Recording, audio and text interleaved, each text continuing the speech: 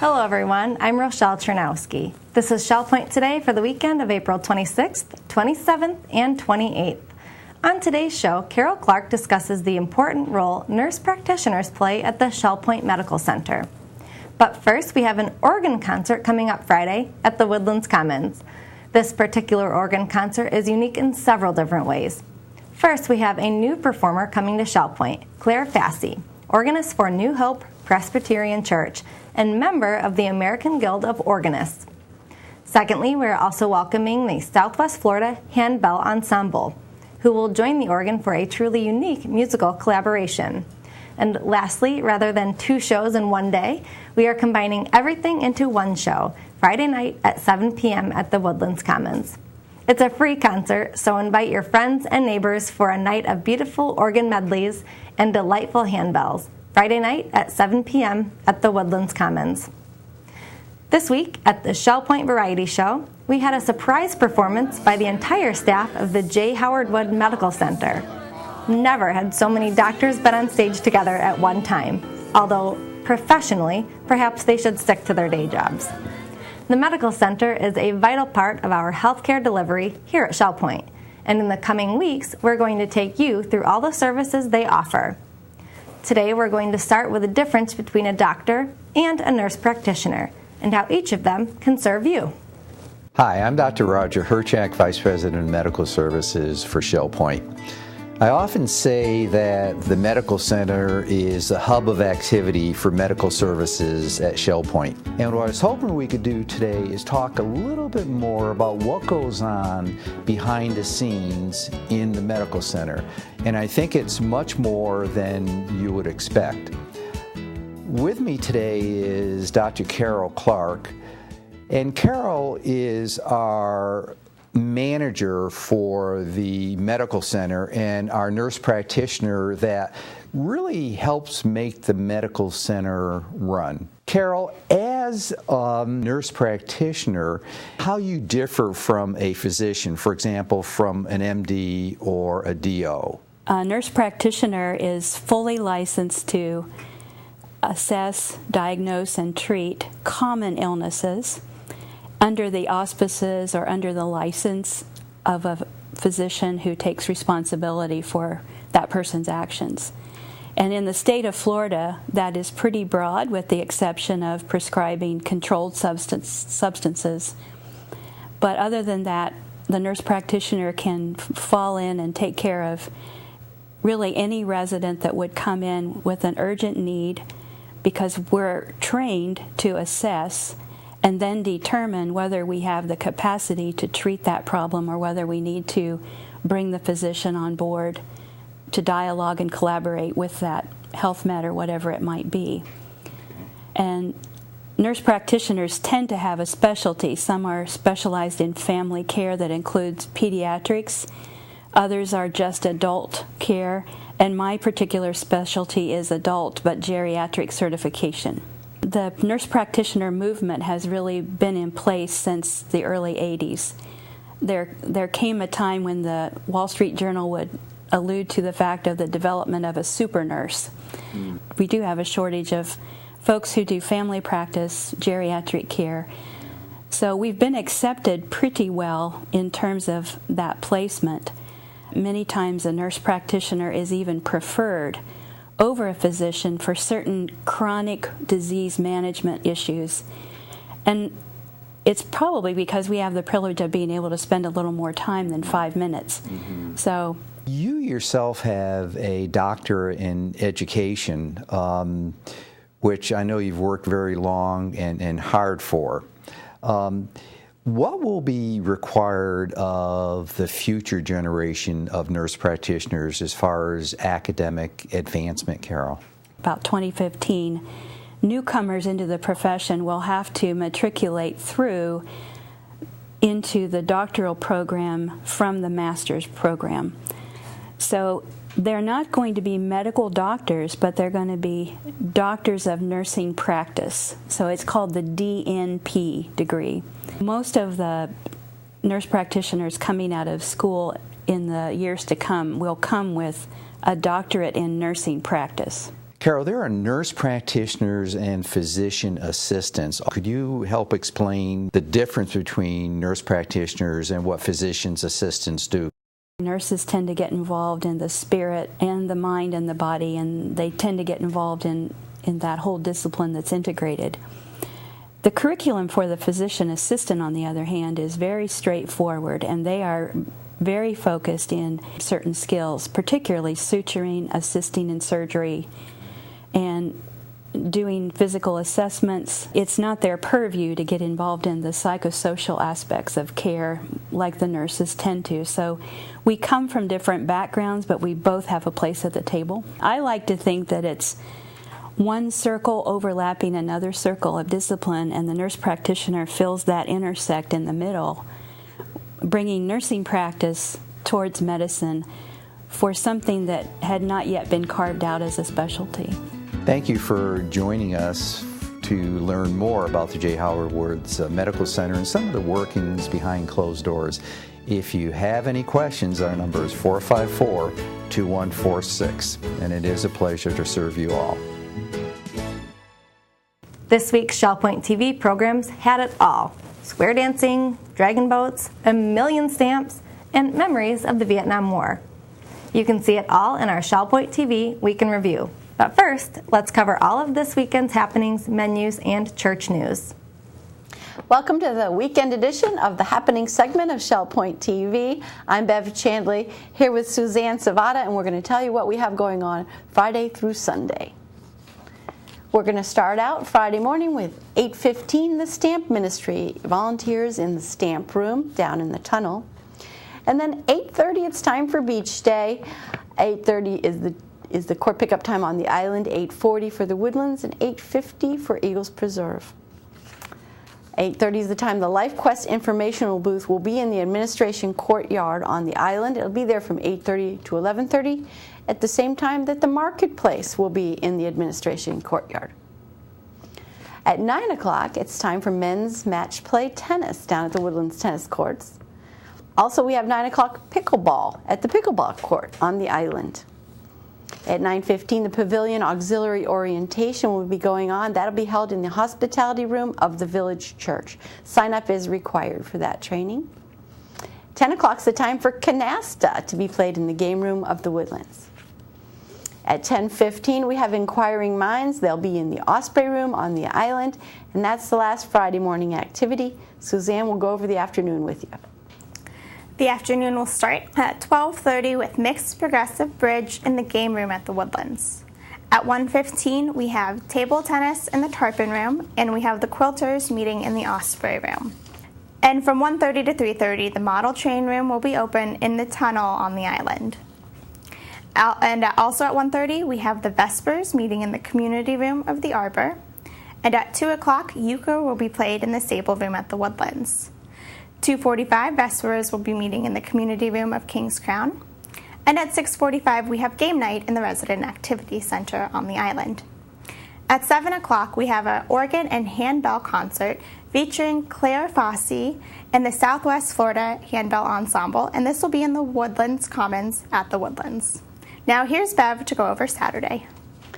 Well, Saturday starts off at 8 o'clock with the round-robin men's doubles tennis going on down at the Woodlands tennis courts. And then we move to 9:45, where your duplicate bridge will be played in the Manatee Room. 10:15 is the time for the Shell Point Model Yacht Club to sail their boats at the Garden Apartment Pond on the island.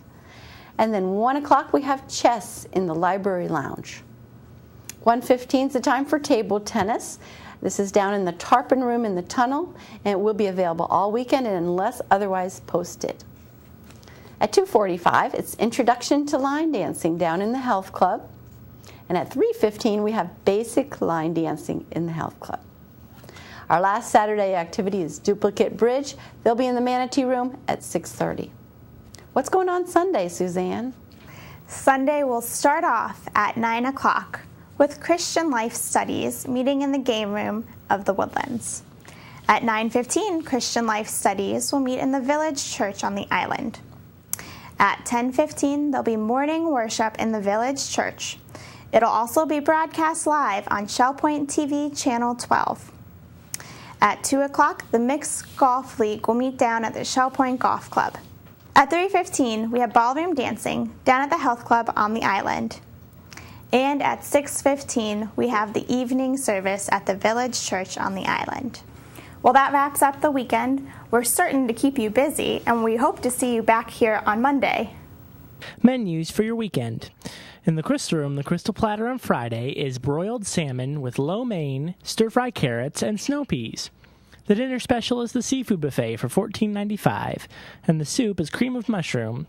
In the Island Cafe for lunch on Friday, enjoy a fish sandwich with fries for $6.95. The dinner special is Chef's Choice for $7.95. Dinner specials in the Palm Grill on Friday are calf liver for $14.95 or sirloin steak for $15.95. On Saturday, the Crystal Room is closed. In the Island Cafe for lunch on Saturday, enjoy a chili cheese dog with onion rings for $6.95. The dinner special is chicken parmigiana with buttered pasta and broccoli for $7.95. In the Palm Grill on Saturday, for dinner, there's prime rib for $18.95 or crab cakes for $16.95. On Sunday, enjoy the Sunday brunch in the Crystal Room for $17.50. In the Island Cafe for lunch on Sunday, enjoy a grilled chicken and cheese panini with fresh fruit for $6.95. The dinner special is Chef's Choice for $7.95. And the Palm Grill is closed on Sundays. All menus are available 24 hours a day at www.shellpoint.net.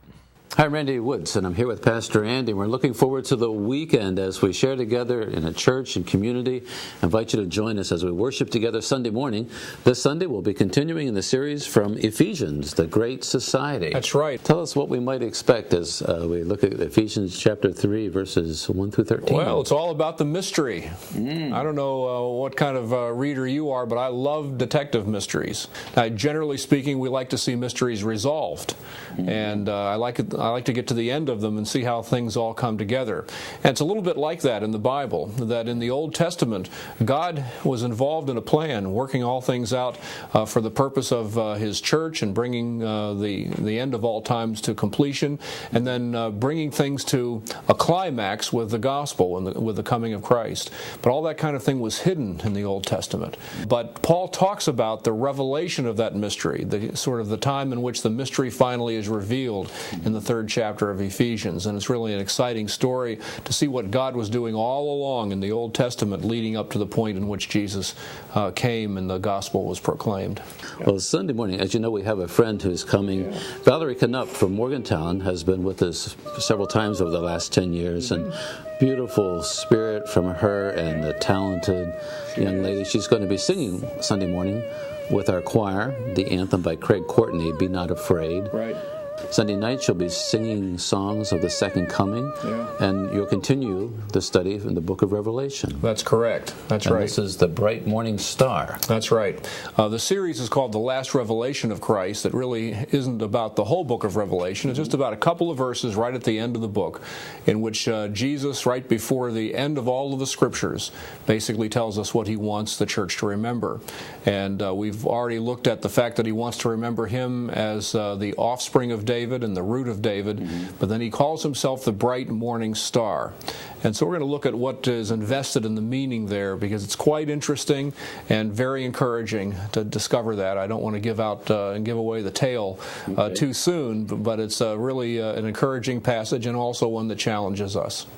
Well, it sounds like Sunday is going to be filled with mystery and intrigue, morning and evening, as we study God's Word. I invite you to come and be a part of our services as we share Sunday morning at 10:15, Sunday night at 6:15, and if you're not able to get out and attend the church, be sure to tune in to Shell Point TV, Channel 12, and you'll see the live broadcast of the morning service. We look forward to the opportunity to celebrate God's goodness and worship together, and hope to see you there. We are replaying some of the week's best stories from Shell Point TV, and we began in the Island Health Club, where square dancing is the newest way to get fit and have fun.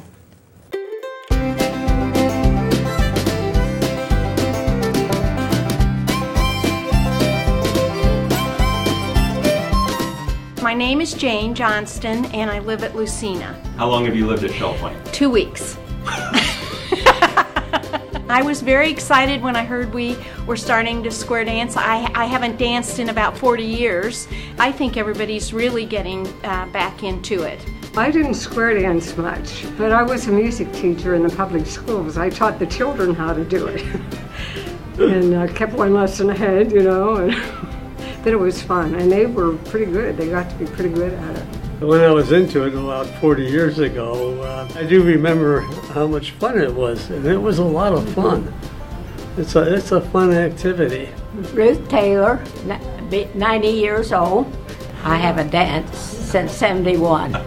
When I went home, I was just walking on air. I just thought, oh, this is wonderful.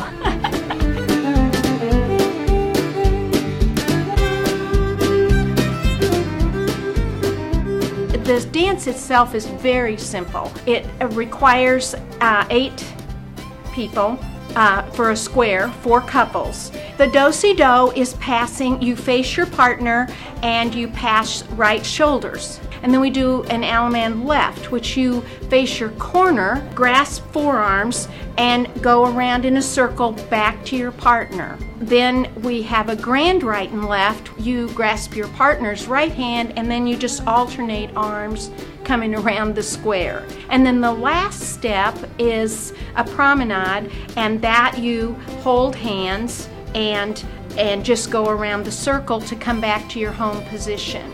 Right now we have a DVD, which is really working well because we get a lesson and then a dance. And we can repeat the lesson as many times as we want to till we're comfortable. DVD that we use, I mean, it just takes you right from step one, and anybody can learn that. It's very easy to learn. It's not that hard. No, it's. I think they could pick it up. Back in Indiana, I think we was a little faster. They were a little faster at dancing. They swing you around. And we have 2 people dancing who've never, ever square danced or heard a caller before. One of them is my husband. And so this is great fun, and I'm sure you all could tell it's just wonderful exercise and a fun way to exercise.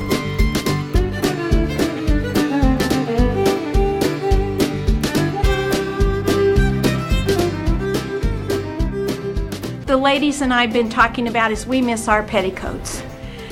We got to wear all those petticoats and flounce your skirt around, and if you watch some of the ladies, they are flipping their skirts a little bit. That's part of square dancing. I can't imagine anyone trying it and not liking it. Good, clean fun, and it's, you meet a lot of nice people. The group is great. Oh yes, they're all so friendly, and yeah, I enjoyed. We like the exercise. That's another thing. It's good, clean fun, and it's really healthy for us to get our heart rates up and to try all these different tasks. So it's really good. Monday nights at 7 o'clock.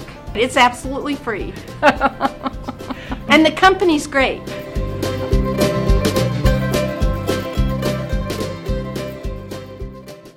Don Boren joined us to present the lineup for our 2013 Summer Concert Series. Summer at Shell Point is usually a quiet time. When we let the air conditioning run, we watch the thunderstorms go by and enjoy the long hours of sunshine.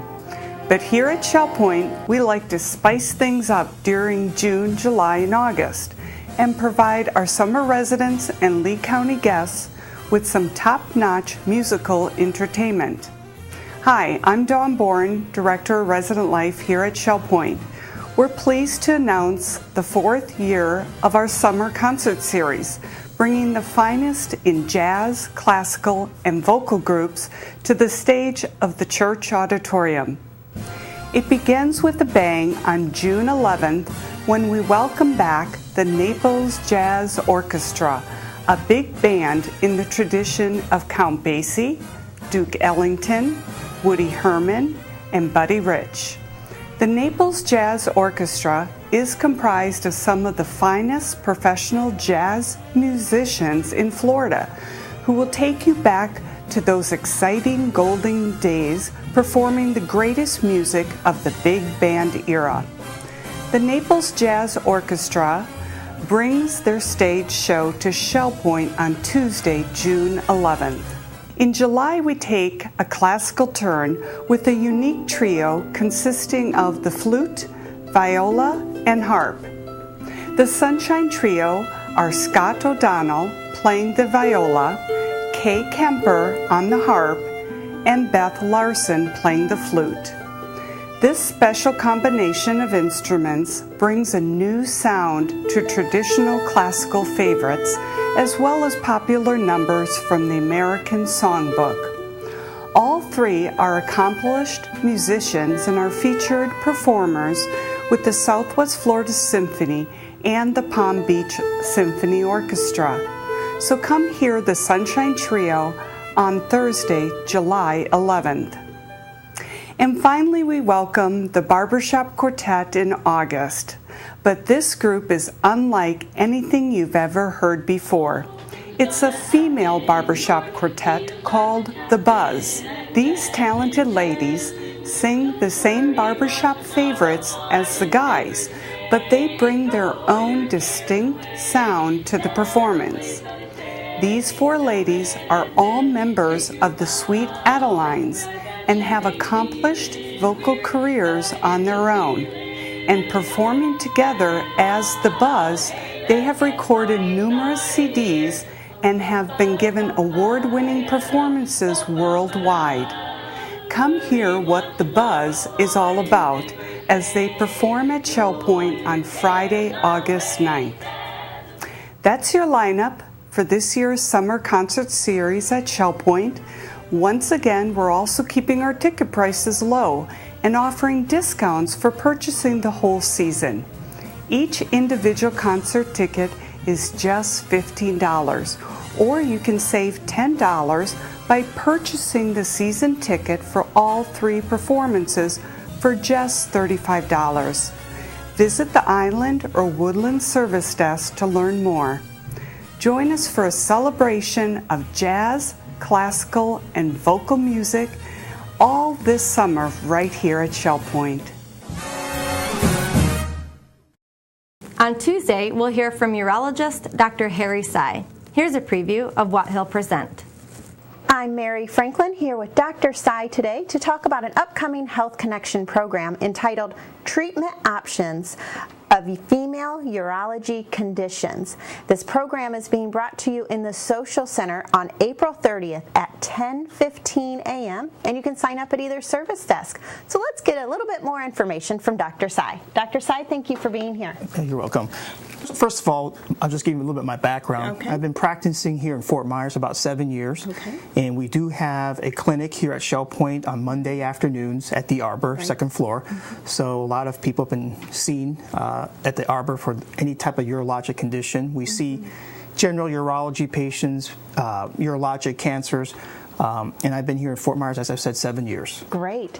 Now on this topic, you're going to focus on overactive bladder and urinary incontinence. That will be your main focus. Will you talk about anything else? No, I think those are the two topics. And these two conditions, overactive bladder and urinary incontinence, are really two conditions that a lot of women are kind of shy or embarrassed to speak about, even bringing up to their primary care physician, and by the time they get to urologist, maybe the first time they've ever discussed it with anyone. So we like to kind of let women know that this is a very common problem, and there are a lot of different treatments available other than the first line and second line therapies that they've tried in the past. Okay. Now we talked a little bit earlier that there are 3 lines of defense. Right. And the first thing you can start is at home, and then medicine, but in your talk, you're going to really focus on that third line. Right. First line basically are things that patients can do to change their behavior, like modify the amount of fluids that they're taking before bed. We usually tell patients don't drink after 6 or 7 o'clock. That can reduce the number of times they have to get up at night. Watch what they drink, coffee, anything with caffeine, iced tea or green tea. So a lot of stimulants or things that can cause irritation can increase urination. And leak leakage is a totally different story. There's different types of leakage at stress, such as coughing, sneezing, laughing, or leaking associated with urgency, just inability to make it to the bathroom on time. Right. That's first line. Okay. And then pelvic floor or Kegel exercises are included in first line therapy. Okay. Second line, once those two things have failed, usually medication. And most people have tried medication and stopped because either it didn't work, too expensive, or side effects. Okay. So a third line will be focusing on our procedures that are done in the office, which does not, so the patient doesn't have to go to the hospital. So they're in and out of the office, and different types of conditions. We have different procedures, tailored for that particular patient. So that's what we're going to focus on. Okay. I think one of the most important things is not to ignore it. Right. Don't be shy about it. Right. Come and find out more at this talk, or at least go talk to your doctor as well. Exactly. Okay. Well, ladies, this is going to be an important conversation that you can have with Dr. Sy on April 30th. It's a Tuesday at 10:15 in the Social Center. He's going to cover overactive bladder and urinary incontinence and what you can do to make that not take over your life, because you got to be out there and getting active. So treatment options of female urology conditions, mark it on your calendar. Dr. Sy, thanks for being here. I'm Mary Franklin. Have a happy and healthy day. Our Shell Point Dragon Boat team competed in the recent Dragon Boat races in Charlotte County. Here's a look back at how they prepared for race day.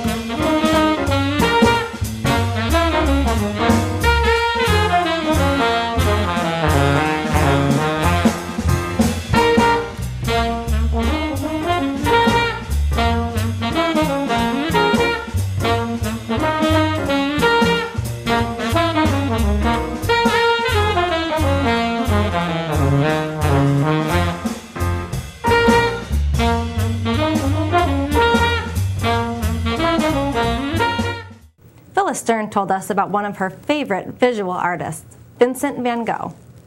Hello, I'm Phyllis Stern, and today we are offering a brief biography of Vincent van Gogh, who has become an icon in the world of painting. In his 37 years, he produced more than 2,000 paintings, including self-portraits, landscapes, wheat fields, and sunflowers. Vincent van Gogh began to draw as a child, growing up in the Netherlands, but he did not begin painting until his late 20s. The works of his early Dutch period are somber, sharply painted, of which the most famous is The Potato Eaters. While many of his paintings were somber, most of them are essentially optimistic. One of his greatest paintings is Starry Night over the Rhine. One cannot help but be moved when observing it. Van Gogh also created many self-portraits during his lifetime. His work is known for its rough beauty. Although he is best known for his landscapes, he seemed to find painting portraits his greatest ambition. He described painting portraits as, quote, "the only thing that excites me to the depths of my soul and which makes me feel the infinite more than anything else," unquote. Van Gogh worked at a feverish pace. At one point, the artists Paul Gauguin and Vincent van Gogh painted together. They consented to live side by side in Arles, as Van Gogh started work on the decoration of the Yellow House, probably the most ambitious he ever undertook. Van Gogh greatly admired Gauguin and desperately wanted to be treated as an equal. But Gauguin was arrogant and domineering, and they quarreled fiercely about art. And Van Gogh felt an increasing fear that he was going to desert him. Their relationship deteriorated, and at one point, he even confronted Gauguin with a razor blade. And later, he cut off a portion of his own left ear, giving it to a prostitute. Van Gogh alternated between madness and lucidity, and the extent to which his mental illness affected his paintings has been a subject of great speculation.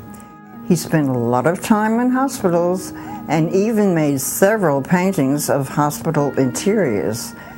In fact, it was in the hospital that he painted his famous Starry Night.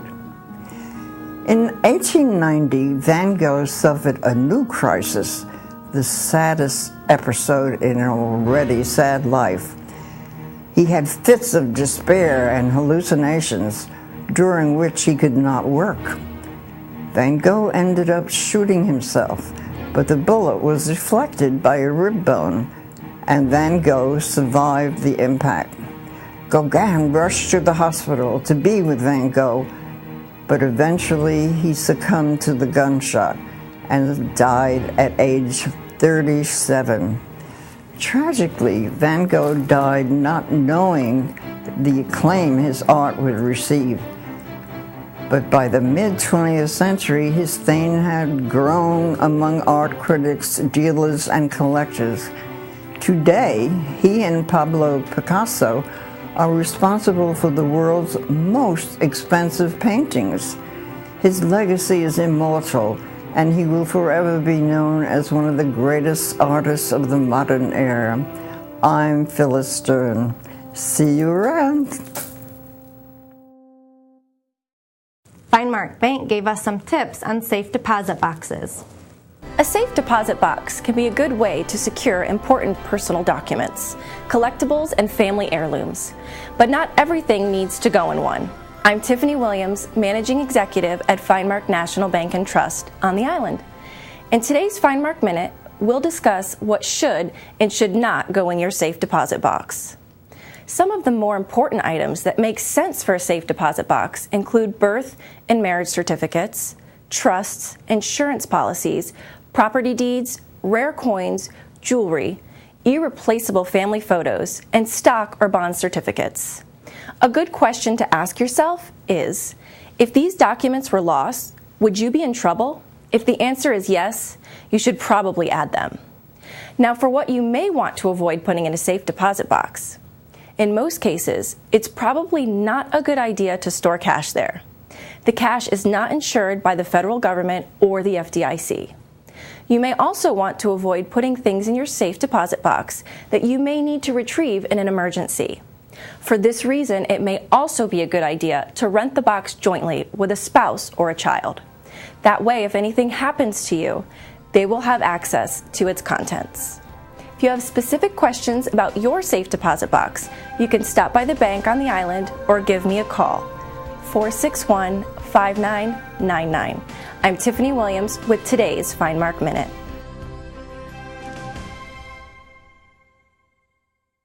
Paul Peterson has a massive stamp collection with more than 1 million specimens. He showed us some of his favorites. My father started before I ever knew it. He worked for the post office in Chicago.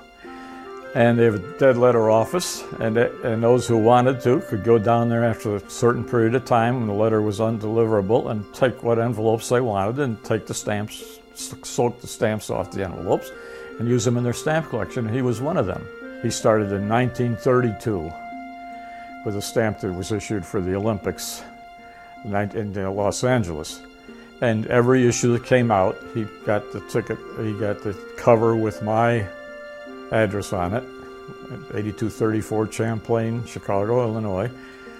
So I collected first day covers from 1932 to year 2000. So first day cover of every stamp the United States issued in that spread. My mother didn't like stamps because the way I soaked the stamps off the envelopes was I was going to take a bath every Saturday night. I'd throw the stamps in the bathtub, and then when they'd peel off, I'd put them on the tile to dry. So she really, and they left a little mark each time. So she really didn't like that. Just the thought of collecting them and enjoying them. And I learned more of history and geography and places to go and places to see from stamps than I learned from all the classes that I ever took on history and geography. Presidents, this kind of thing, and it's a delightful way to learn about them from stamps and the birds, the state birds of each state has a state bird. There's a first day cover that was on the Hindenburg. They're U.S. stamps, but it was on the first flight of the Hindenburg from Los Angeles to New York. And of course the Hindenburg crashed a few years later. So connections like that. Oh, and this is an interesting card.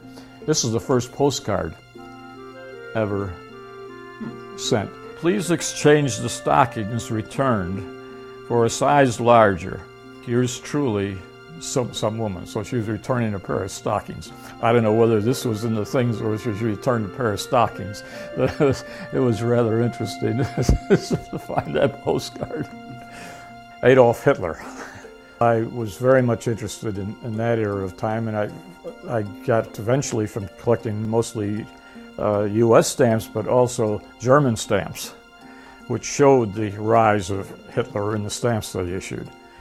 Hitler had a lot of stamps printed with his pictures on it. So this was on his birthday in 1937. They issued that sheet. Then I was also got interested in classical music, and most of the great classical musicians, Bach, Beethoven, Schubert, Brahms, were German or Austrian background. So that I got the two sides to why I'd be interested in not just the stamp, but the person that was on the stamp.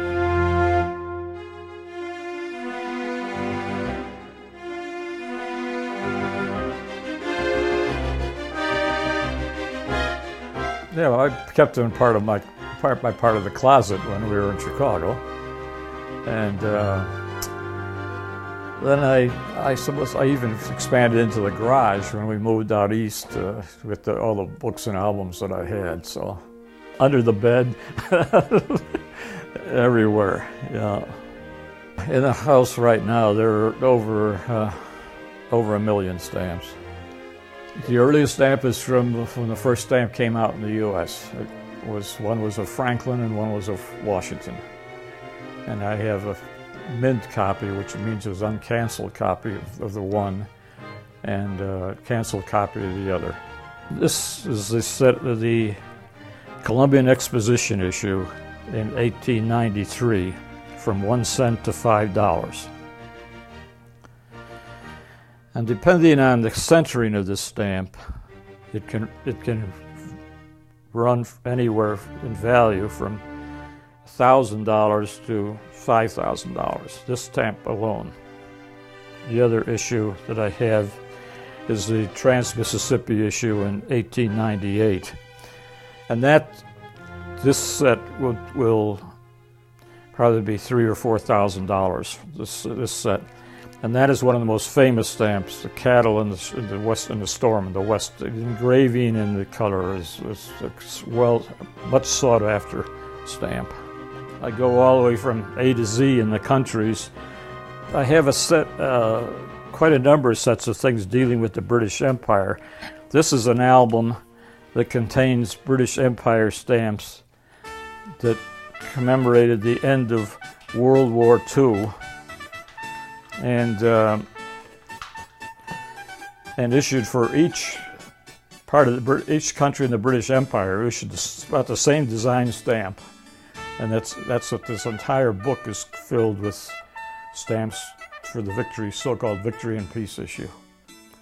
I've got 3 or 4 German albums. Here's Israel, and as you'll notice below the stamp there are perforations, and there's something below it which describes in Hebrew what the stamp is signifying. There's an island in the Pacific called Tonga, and they issued a set of stamps with gold in the stamp.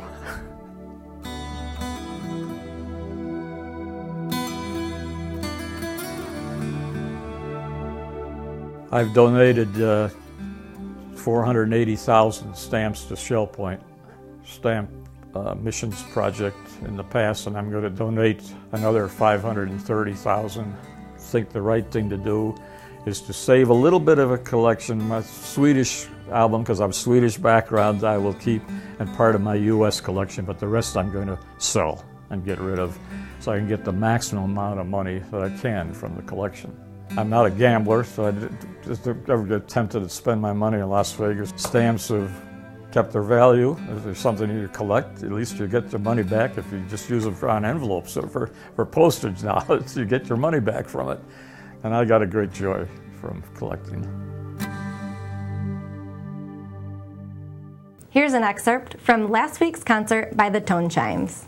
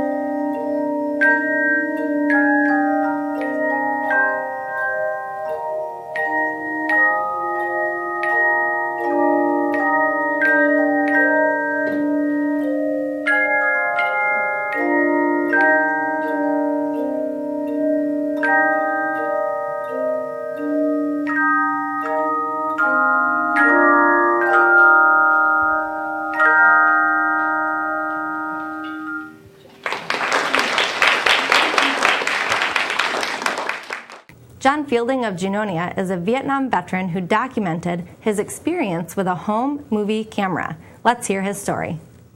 My wife and I were high school sweethearts, and we went to school together in Middle Island High School in Middle Island, Connecticut, and that's where we're from.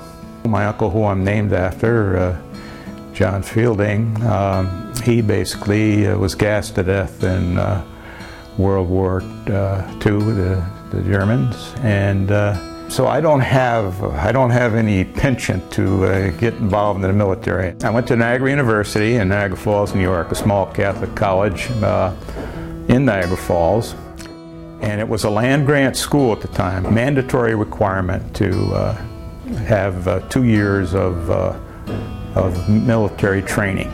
So I graduated from Niagara University in 1962. A couple of things were going on. The Cuban Missile Crisis was floating around, and all of a sudden I got a notice that I was to report on such and such a date. I was going to be sent to Hawaii. I didn't plan to stay. I planned to get my 3 years in and out. Small little battalion that I stayed in for 4 years in Hawaii. The 1st Battalion, 35th Infantry. And we went basically to Karat in Thailand, where the Army was now worried about what was going on in Laos and on in Cambodia, and they started to put in a airfield there. And within a few short months, outbreak comes at Vietnam, and so off I went and spent the next 4 years there.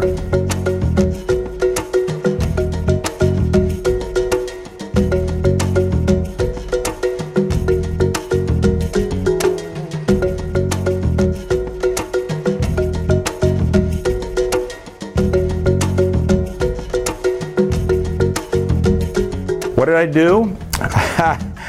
I'm a grunt. Okay, I am an infantryman. I wanted nothing to do but be an infantryman. We'd go out in small groups. We went out to try to figure out where the enemy was and what's going on. From some intelligence coming down that something was going to happen in X location, and you'd go out there and try to find them, try to ambush them, try to just look around. Usually in the jungles. I had 2 types of malaria, and I was laying in a bunk one place, and all of a sudden the battalion commander says, "I need you now. You got to go." He says, "Captain, I'm going to tell you one thing. When I tell you to get down on the ground, you get down on the ground." He says, "I told your predecessor not to stand up and look around a tree. He was the guy on the stretcher going out." So I'm saying, boy, this is going to be something. And what I found out very immediately that there were 10 guys lying dead from my unit who were hit in an ambush. And so my first thing the next day was to stand there and salute 10 dead soldiers hanging out of a meshed net being picked up by a huge chopper. And that was hard. And then turning to the guys from that same platoon and saying, "We're going out there now to go after the guys." These guys are tough guys. It was kind of interesting because I was 22 years old. It's like going up to your dad and saying, "Dad, can I have the car tonight?" You go, you know, these guys knew more about what was going on than you knew, but they didn't go for the training. We had a lot of good training in Hawaii. The jungles, there's a lot of jungles in Hawaii. I finally able to get the rank of captain and had 150 men under my control. During my term, while I was the commander, I only had 9 other soldiers that were killed in action. We went up to go into a landing zone on an open field, come in with helicopters. There were 6 of them in this straddle. And once the first one goes, you all go. And at the time, I was in the last chopper coming in. Well, the first 4 of them went down, and mine went down, except we knew we could jump out before it went down. We could look over and see that there were enemy machine guns over there. Pushed my my interpreter out the door, jump out the door. We're jumping maybe 8 feet off the ground by that time, but we're at least not going to go down and get smacked. And I crawled over to a rock that was laying out there. Well, when I got over to it, it wasn't a rock. It was an unexploded American bomb that went in there. And I pulled the dirt off this rock, and it says United States Air Force. So we decided we had to get out of there, and we went running. And what I happened to do was, we could, out of smoke and all that stuff, I stepped on a punji stake that went through, managed to pull it out so I could run some more. That was a tough one, and I can still feel it in cold weather. But it's no more getting that from a football injury in high school. Not a single person on those 6 choppers that went down were killed in action.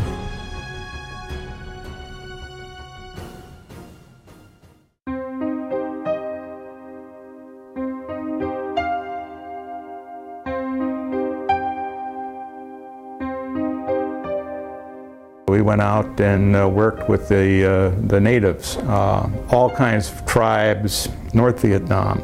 They went into a village and they told them, "You are coming with us. You are going to carry packs on your back."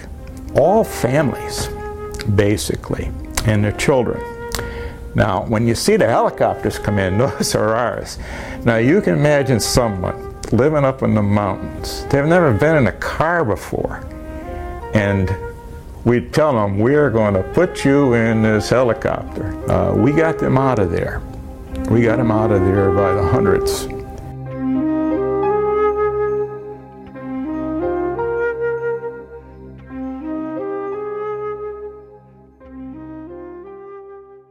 Oh, the camera was one of these, I think it was a Kodak, and it would just fit inside my map case, which I carried.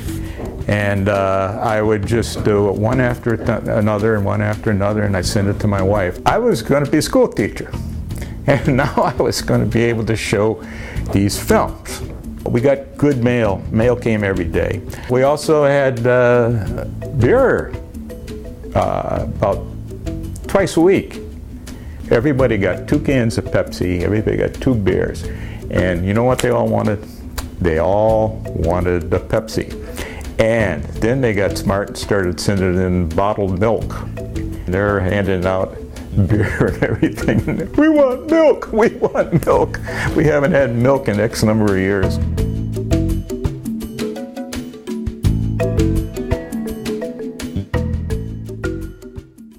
I stayed there for 4 years with that battalion. About that time was time to go. When we got off the plane in Oakland, California, basically, some guy wanted to kill me because I had a uniform on. So I took it off and finally found a New York State policeman who escorted me over to Grand Central Station. It was not a good situation.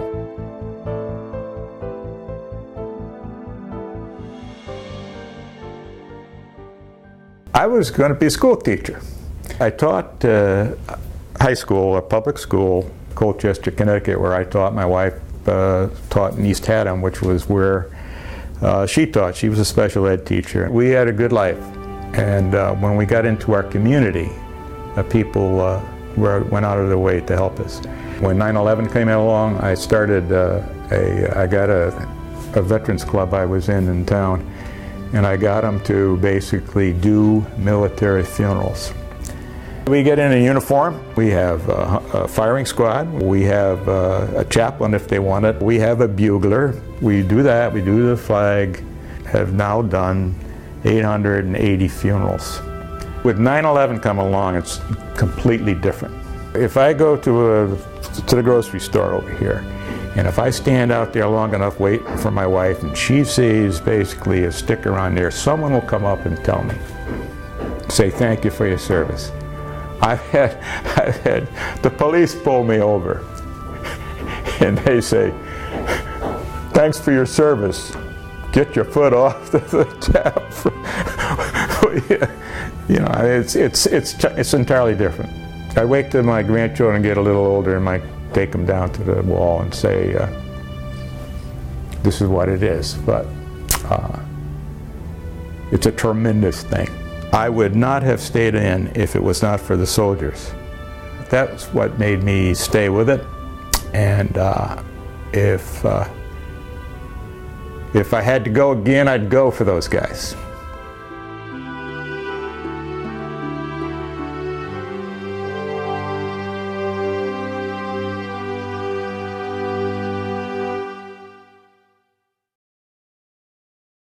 We're glad you joined us for today's show. Tune in next week for more stories and news from around your community. Until then, this is Shell Point Today for the weekend of April 26th, 27th, and 28th. I'm Rochelle Chernowski. From all of us here at Shell Point TV, we hope you have a great weekend, and we'll see you again on Monday.